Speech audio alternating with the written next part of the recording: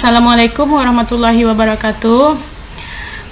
Selamat jumpa lagi siswa-siswi sekalian dalam mata pelajaran akuntansi keuangan. Nah, sebelum kita memulai pembelajaran kita hari ini, alangkah baiknya kita berdoa. Berdoa dimulai. Mudah-mudahan dengan berdoa, pekerjaan dan kegiatan yang kita lakukan hari ini bermanfaat hendaknya untuk kehidupan kita dan kehidupan di lingkungan kita. Nah, untuk absensi kegiatan kita hari ini, kalian bisa mengisi link yang sudah dibagikan di Classroom seperti biasa.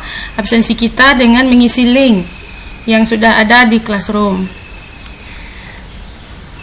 Untuk materi kegiatan kita hari ini mengenai rekonsiliasi bank. Materi kita hari ini adalah rekonsiliasi bank. Nah, tujuan dari kita mempelajari rekonsiliasi bank ini, jadi diharapkan kalian semuanya mampu menjelaskan apa itu rekonsiliasi bank. Kemudian menyusun rekonsiliasi bank, menyusun laporan rekonsiliasi bank.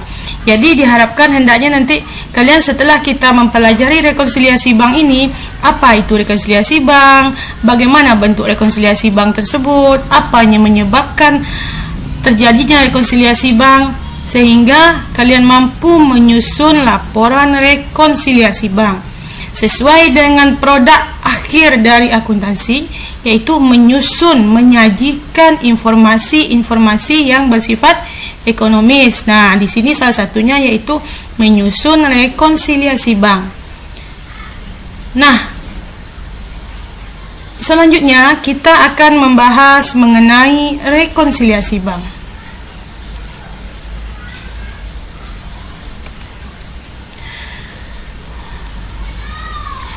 Coba diperhatikan dengan seksama.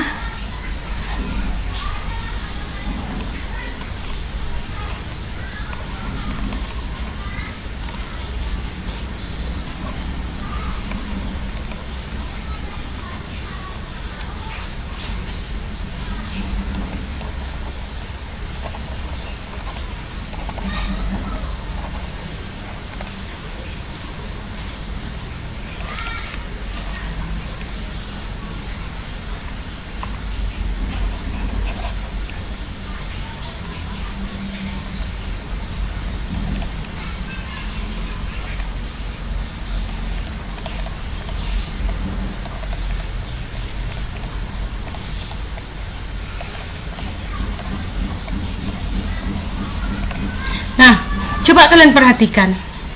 Seperti sudah kita ketahui bahwa kas tersebut ada kas di tangan dan ada kas di bank. Kas di tangan ini maksudnya adalah kas yang berada di brankas yang tersimpan di perusahaan.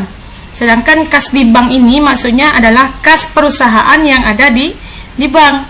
Nah, itu maksudnya. Jadi ada kas yang tersimpan di perusahaan, ada kas yang tersimpan di bank. Semuanya ini adalah kas perusahaan, dan kesemuanya ini, baik itu kas yang ada di bank ataupun kas yang ada di perusahaan, itu harus dicatat.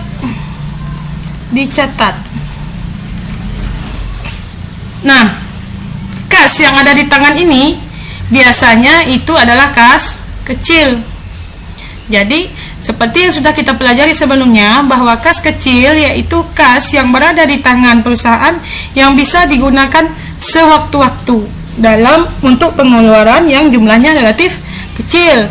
Sedangkan yang relatif besar itu disimpan di bank, namanya adalah cash in bank atau kas di bank.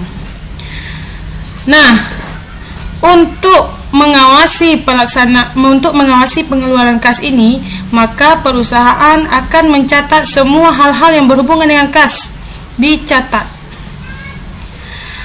Nah, kas yang dicatat oleh perusahaan dan kas yang dicatat oleh bank itu di akhir periode harus disamakan. Maksudnya kas yang dicatat oleh bank ini maksudnya adalah uang atau duit perusahaan yang disimpan di bank. Jadi, ini dia kas di bank ini, inilah yang dicatat oleh pihak bank. Kas di bank dicatat oleh pihak bank. semua kas, baik itu kas di tangan dan kas di bank, dicatat oleh perusahaan.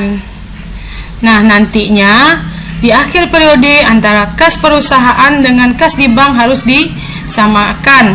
Nah, inilah namanya yang disebut dengan rekonsiliasi. Inilah namanya yang disebut dengan rekonsiliasi, menyamakan. Sampai di sini mudah-mudahan kalian masih bisa mengikuti pembelajaran ini dengan sebaik-baiknya. Kita lanjut lagi. Nah, kemudian lagi kita lanjut ke dalam rekonsiliasi bank. Rekonsiliasi bank. Penyebab. Ada beberapa penyebab yang menjadikan antara kas perusahaan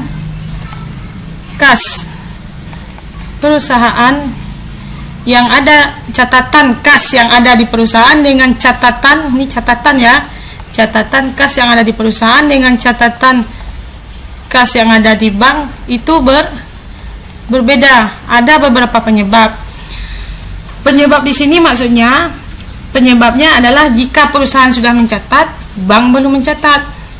Bank sudah mencatat, perusahaan belum mencatat. Seperti itulah perbedaannya.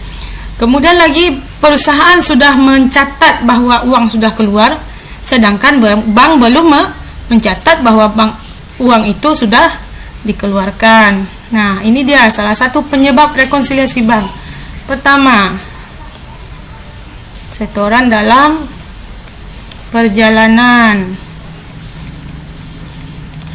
Nah, yang dimaksud dengan setoran dalam perjalanan ini adalah pihak bank sudah menyetorkan sejumlah dana, maksudnya pihak perusahaan sudah menyetorkan sejumlah dana ke bank, namun karena sesuatu hal sampai akhir periode pelaporan bank belum mencatat.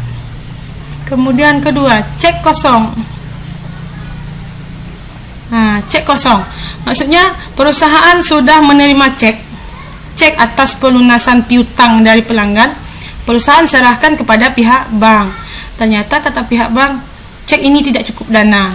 Nah, inilah yang disebut dengan cek kosong. Kemudian ada lagi namanya cek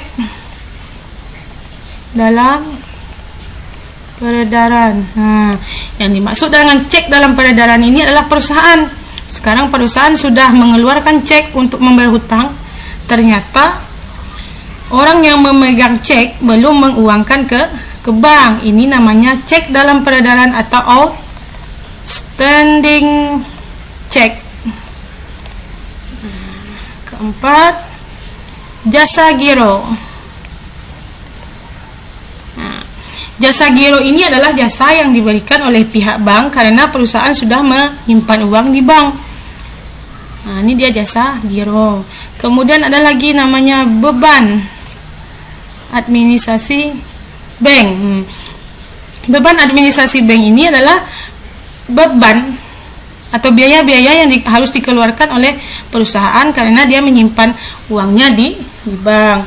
Nah, selain ini ada banyak lagi hal-hal yang akan menyebabkan terjadinya perbedaan antara catatan kas antara catatan perusahaan dengan catatan di bank. Jadi diharapkan selain ini kalian juga bisa memahaminya, bisa dari buku yang kalian punya, dari handout yang kalian punya, atau bisa mencarinya di internet. Banyak sekali sumber-sumber belajar yang bisa kalian dapatkan, yang bisa kalian cari mengenai rekonsiliasi bank. Intinya, rekonsiliasi bank ini penyebabnya adalah apa yang sudah terjadi di perusahaan belum diketahui oleh bank. Apa yang sudah terjadi di bank belum diketahui oleh perusahaan.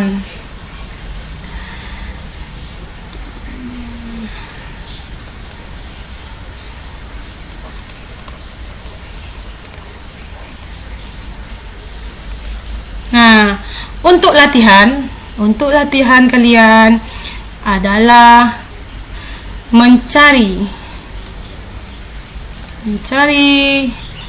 di internet atau sumber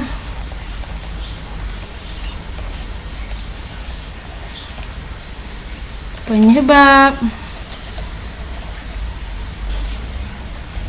rekonsiliasi bank. Jadi untuk latihan kalian setelah mengikuti pembelajaran ini, yaitu mencari di internet ataupun sumber belajar lainnya penyebab terjadinya rekonsiliasi bank. Jadi untuk ke pertemuan kita hari ini saya cukupkan sampai di sini. Mudah-mudahan kegiatan kita hari ini bermanfaat. Sampai jumpa lagi di pertemuan berikutnya mengenai bentuk rekonsiliasi bank.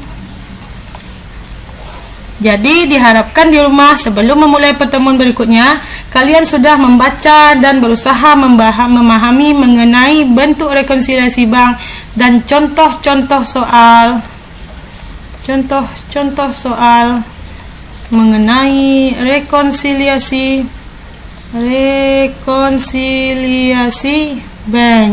Jadi contoh-contoh soal yang ada harap dipahami dan bentuk rekonsiliasi bank juga harap dipahami sehingga mudah untuk mengikuti pertemuan berikutnya. Baiklah, saya sudahi pertemuan kita kali ini. Assalamualaikum warahmatullahi wabarakatuh.